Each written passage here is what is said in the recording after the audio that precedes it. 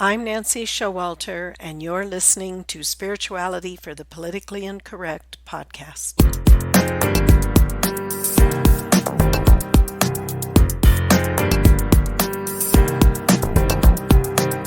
Welcome, all radical paradigm shifters and creative change makers.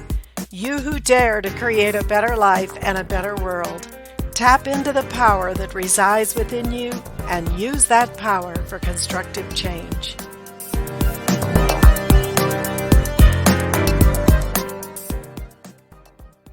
Hello and welcome to today's episode. We're continuing our study on the 7 major chakras, and we've covered the heart chakra, which is the very center and anchoring of that spark of God within us from our own I am presence and higher God self.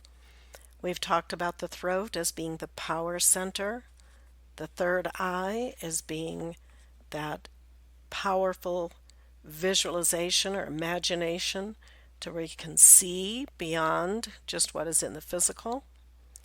And last week we talked about the solar plexus, which is a very powerful chakra in that it is our feeling body, our emotional self that is truly the power that is meant to be directed to fulfill our spiritual path.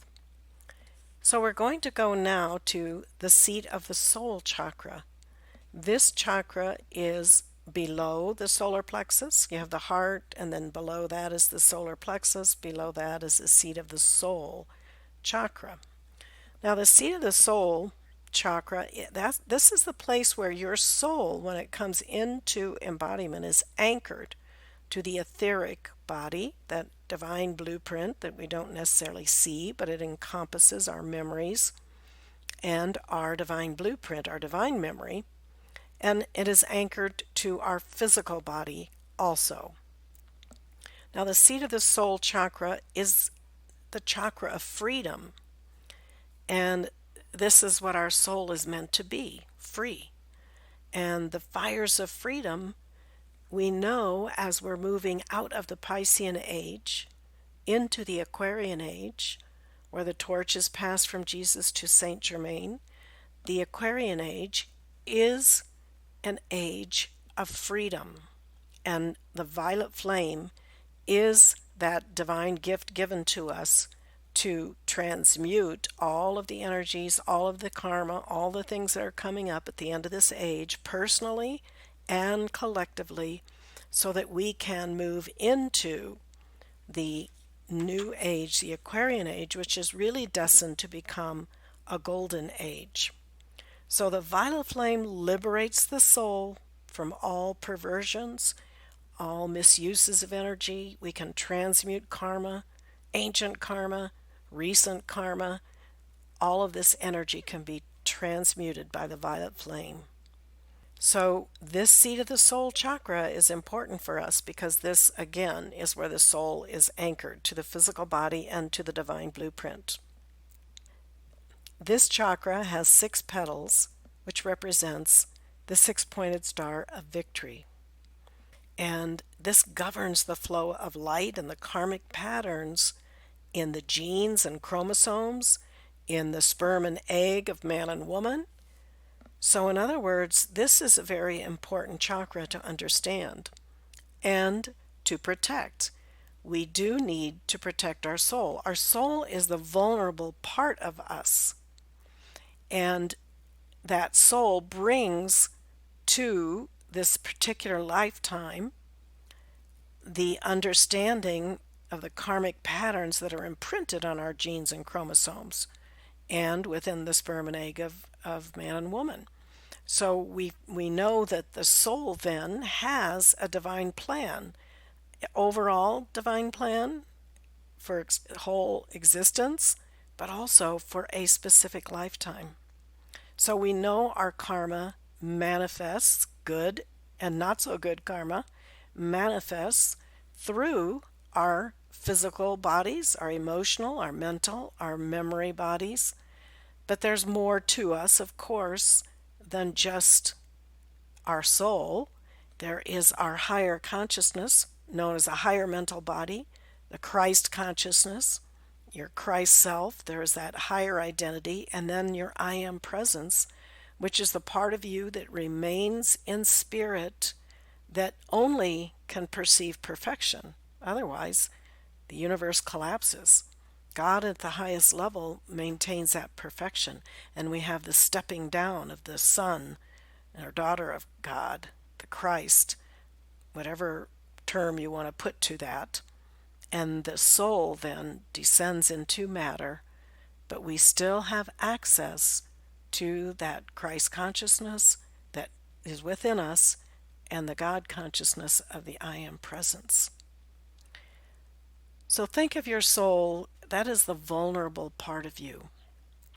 That soul comes into embodiment, and the soul is experiences positive experiences, negative experiences, balancing karma, having situations come.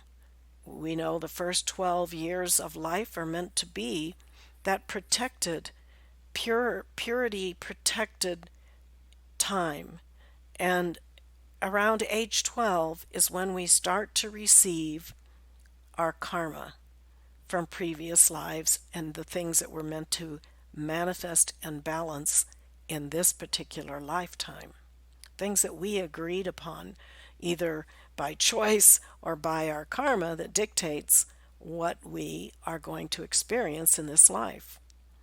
So our karma, what we experience in a particular lifetime is not necessarily solely our choice, because obviously, if it were, everybody would be rich, beautiful, healthy, get along with everyone, everything would be perfect. But we are subject to our karma, we're subject to our plan. What is it we're supposed to master in this life?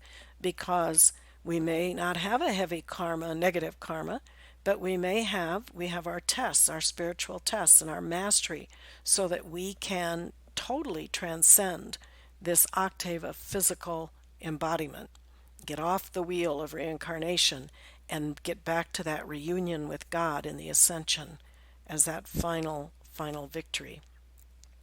So think of your soul as the vulnerable part of you that experiences, very vulnerable the first 12 years. As a newborn, we can't even exist without someone else taking care of us. It's just that simple. So we are dependent at that point. So we are like little sponges that just accept everything into our environment because we don't have yet the developed capacity to make those conscious choices.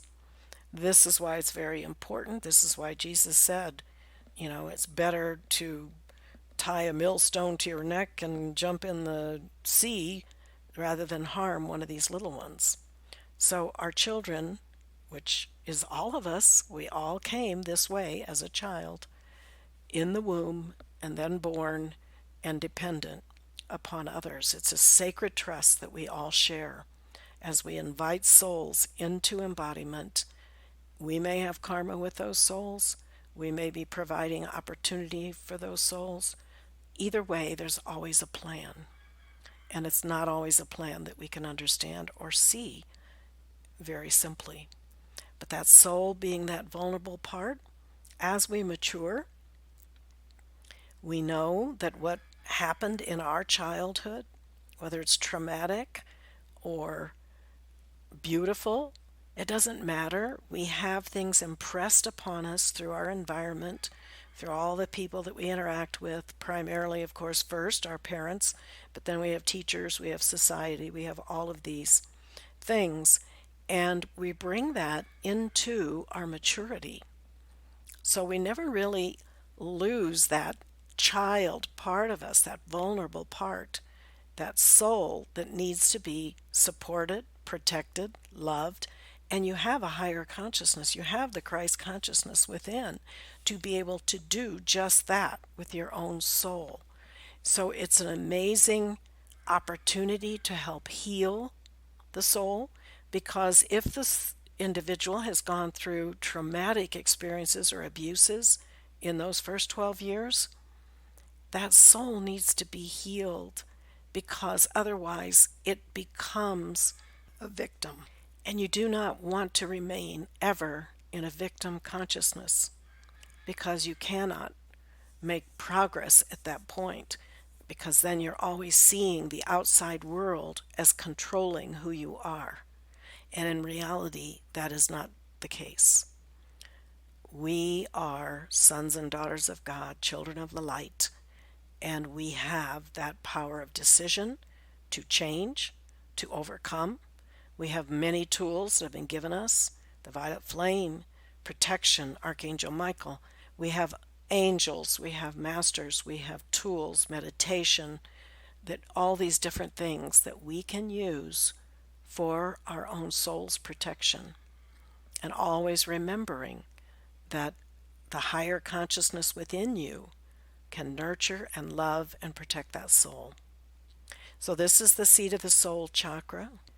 So think about your soul as you go forward on the path, and realize when you're feeling fearful, you're feeling even angry, whatever, speak to your soul. Speak to yourself, which is your soul, and let your soul know that you have his or her back.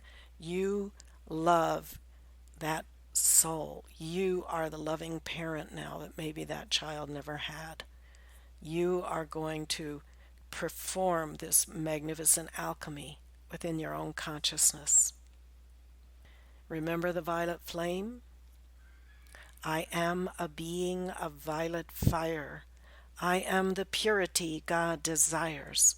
You can repeat this over and over, not as vain repetition, but visualizing and seeing that violet flame fill your aura, fill through your chakras to transmute any and all misqualified energy, any and all karma coming up for clearance and transmutation.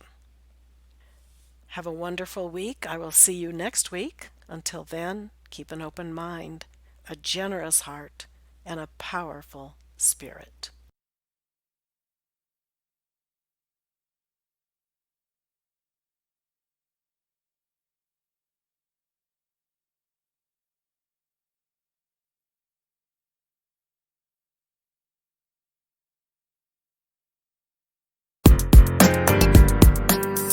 Thank you for being with me today, and if you enjoyed this episode, please subscribe, download, and comment. I'd love to hear from you, and your support is much appreciated. And don't forget, go to nancyshowalter.com to get your free electronic copy of my book, It's Okay to Be Rich, The Entrepreneur's Guide to Increased Wealth and Personal Mastery, endorsed by T. Harv Eker. And my free mini course, How to Speak Your Success, the shocking truth of how your words impact achieving your goals. I'll see you next week.